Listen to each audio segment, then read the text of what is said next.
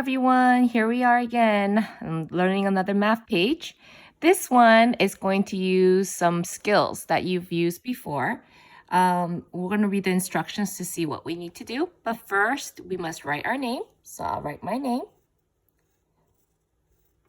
Mrs.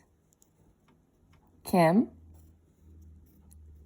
Today's date, April 16, 2020.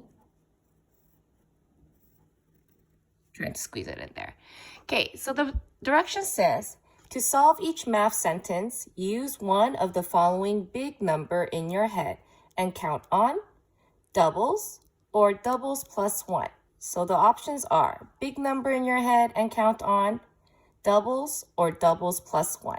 So these are the solutions or types of strategies we used in class before, and we're going to use what we think is easiest for us. So let's take a look at problem number 1.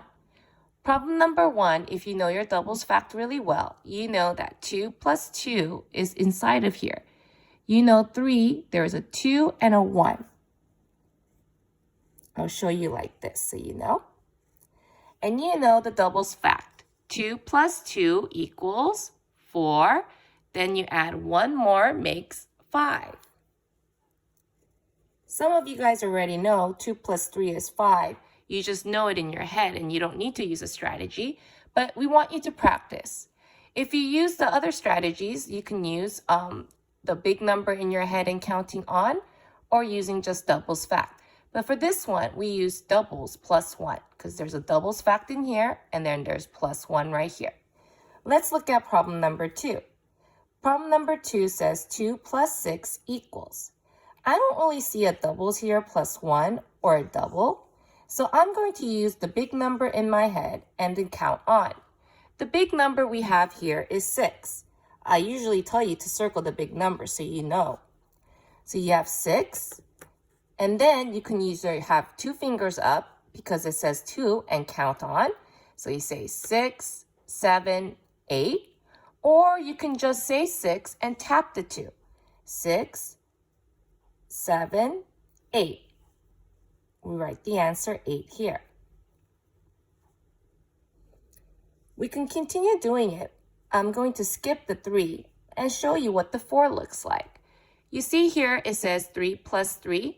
That's a doubles fact. Why? Because we're doubling the number 3. 3 plus 3 equals 6. That kicks. You know that song if you were in Miss Kim's class.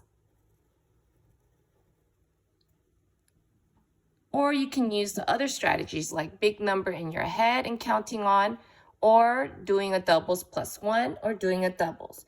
But you need to look at each problem and see which way would be the best way to solve the problem. It's going to take a little bit more time, and I know there are some skills that you're used to and you like to use all the time.